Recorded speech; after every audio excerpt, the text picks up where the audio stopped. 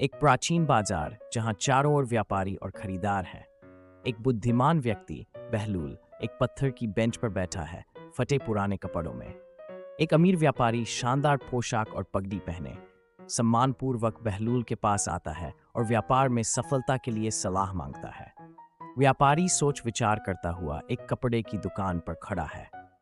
दुकान में विभिन्न रंगों के कपड़े हैं, लेकिन वह विशेष रूप से काले कपड़े की ओर इशारा करता है।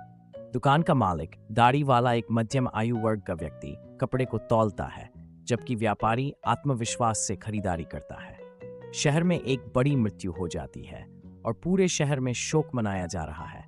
हर कोई शोक के रूप में काले कपड़े पहनना चाहता है। गलियों में लोग काले कपड़े खोज रहे हैं। व्यापारी अपनी दुकान के पास खड़ा है, भीड़ को देख रहा है और मन ही मन मुस्कुरा रहा है। अब व्यापारी बेहद अमीर हो चुका है। वह शानदार वस्त्र पहने हुए अपने आलीशान घर में बैठा है। उसके सामने एक टेबल पर सोने के सिक्के और खजाने रखे हैं। उसका चेहरा गर्व और संतोष से भरा है, क्योंकि उसने अपनी सारी जिंदगी की सबसे बड़ी कमाई की है। अब व्यापारी एक सजे धजे घोड़े पर सवार है और बहलूल के पास से गुजर रहा है। बहलूल अभी भी उसी पत्थर की बेंच पर बैठा है, उसी पुराने कपड़ों में। लेकिन इस बार व्यापारी में अभिमान आ गया है। वह घोड़े पर बैठे बैठे बहलूल से घमंड भरे स्वर में बात करता है, बिना पहले की तरह सम्मान दिखाए। बहलूल अपने शांत और ज्ञानी स्वभाव में हल्की मुस्कान के साथ व्यापारी को तरबूज खरीदने की सलाह देता है। व्यापारी अब अपने घमंड में इस सलाह को हल्के में लेता है, लेकिन उसे एक और बड़ा मुनाफा कमाने का अवसर लगता है। वह व्यापारी एक विशाल गोदाम में खड़ा है, जहां सैकड़ों तरबूजों के ढेर लगे हैं।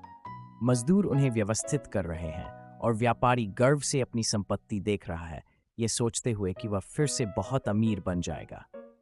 व्यापारी अब बेहद परेशान और हताश खड़ा है। गोदाम में रखे सारे तरबूज सड़ चुके हैं। चारों ओर मक्खियां भिन भिना रही हैं और मजदूर काम छोड़कर जा रहे हैं। व्यापारी का चेहरा डर और सदमे से भर गया है, क्योंकि उसे अपनी भारी हानि का एहसास हो गया है। अब व्यापारी अपनी पूरी संपत्ति खो चुका है। वह फटे पुराने कपड़ों में एक भिखारी की तरह गलियों में भटक रहा है। लोग जो कभी उसका सम्मान करते थे, अब उसे अनदेखा कर रहे हैं। उसका चेहरा उदासी और हताशा से भरा है।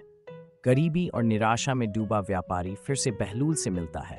इस बार वह बेहद पछताया हुआ है और बहलूल से पूछता है कि ऐसा क्यों हुआ। बहलूल अपने शांत स्वभाव में उसे समझाते हैं कि यह सब उसकी अपनी प्रवृत्ति के कारण हुआ है। पहले जब उसने विनम्रता से पूछा था तो वह धनवान बन गया, लेकिन जब उसने घमंड किया तो वह कंगाल हो गया।